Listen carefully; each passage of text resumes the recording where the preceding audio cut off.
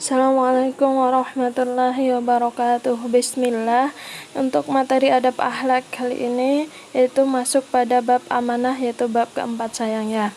Baik, kita mulai bab ini dengan kisah dari sirah Ibnu Hisham, yaitu Ali bin Abi Thalib dan Utsman bin Talha. Jadi ketika penaklukan kota Makkah, Rasul SAW meminta kunci Ka'bah kepada Utsman bin Talha dan memasuki Ka'bah dan memuji Allah Subhanahu wa taala. Kemudian Ali bin Abi Thalib mengatakan kepada Rasul SAW untuk meminta kunci Ka'bah dan meminta untuk mengurus jamaah haji.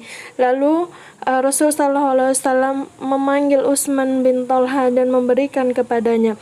Ini bercerita bukan tentang Ali bin Abi Thalib yang tidak dipercaya oleh Rasul SAW, bukan. Ini berkaitan dengan Utsman bin Talha yang memang berhak atas kepengurusan Ka'bah tersebut, karena beliau radhiyallahu anhu sudah berpengalaman dalam bidang tersebut, sudah berpengalaman untuk mengurus jamaah haji tersebut. Maka turunlah Quran surah An-Nisa ayat 58 yang mengatakan bahwa untuk menyampaikan amanah kepada yang berhak menerimanya, artinya yang memang ahli di dalam bidang tersebut, contohnya seperti Utsman bin Talha tersebut sayang ya. Nah, maka pengertian dari amanah sendiri yaitu memenuhi hak dan memeliharanya. Jadi ketika kalian diberikan amanah, kalian harus memenuhinya dan menjaganya dan memelihara amanah tersebut. Maka dalam Quran surah Al-Ahzab ayat 72 ini menceritakan tentang manusia yang menerima amanah dari Allah Subhanahu wa taala. Sebelumnya Allah Subhanahu wa taala memberikan amanah kepada langit, kepada bumi dan kepada gunung-gunung. Mereka menolaknya, mereka takut untuk berkhianat kepada Allah Subhanahu wa taala. Mereka takut nanti akan berkhianat kepada Allah, maka Allah Subhanahu wa taala memberikannya kepada manusia. Dan ini juga dalam Quran surah An-Nisa ayat 58 yang Ibu Guru sampaikan tadi juga tentang memberikan amanah kepada yang berhak menerimanya.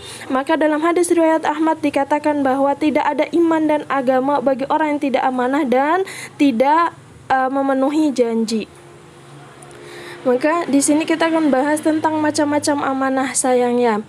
Jadi yang pertama, amanah dalam beribadah. Amanah dalam beribadah ini yaitu menjalankan segala kewajiban dalam agama, menjalankan rukun Islam, menjalankan rukun iman, menjalankan hal-hal baik yang diperintahkan oleh Allah Subhanahu wa taala dan disunahkan oleh Rasul sallallahu alaihi wasallam, misalnya berbakti kepada orang tua. Dan yang kedua, dalam menjaga anggota badannya itu tidak menggunakannya untuk membuat Allah murka. Itu tidak bermaksiat, tidak mendengarkan musik, tidak mendengarkan K-pop contohnya ya. Nah, yang ketiga yaitu amanah dalam barang titipan.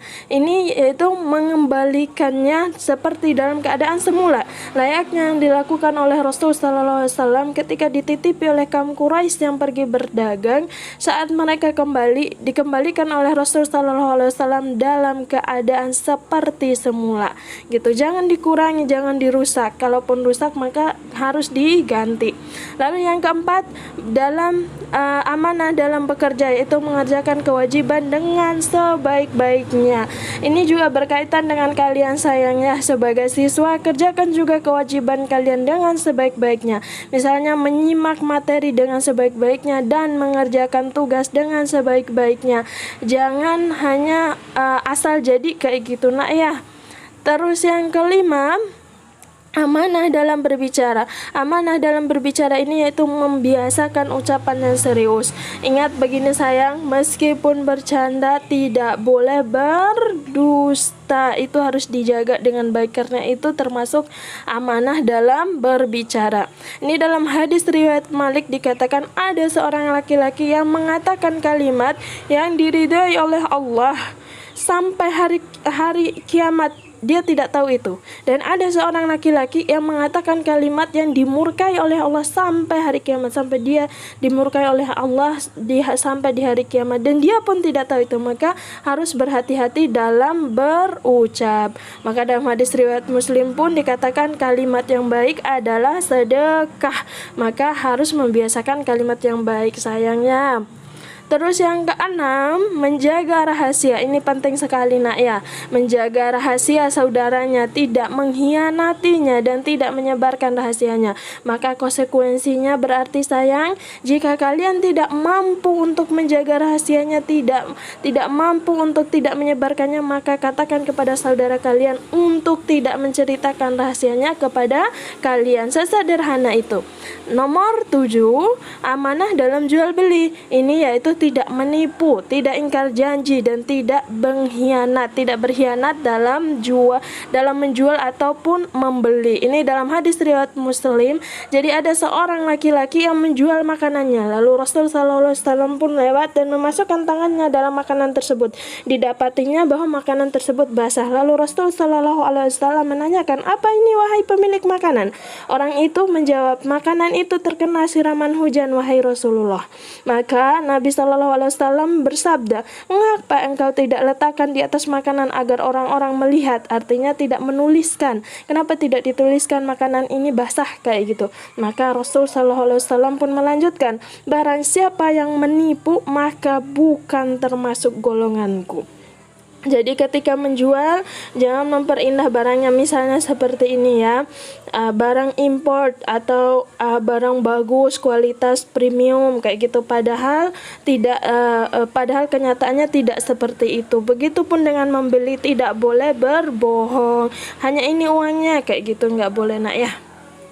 Maka kita masuk pada keutamaan amanah sayangnya.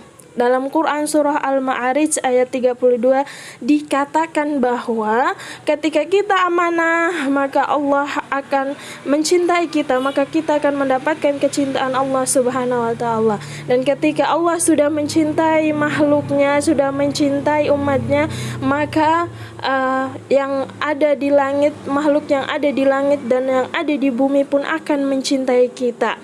Dan yang kedua, kita pun akan mendapatkan keridhaan Allah Subhanahu wa taala dan mendapatkan surganya Allah Azza wa Jalla. Dan semoga Allah mudahkan itu untuk kita sayang ya. Semoga Allah mudahkan kita untuk menjadi orang yang amanah. Baik, demikian bab amanah kali ini.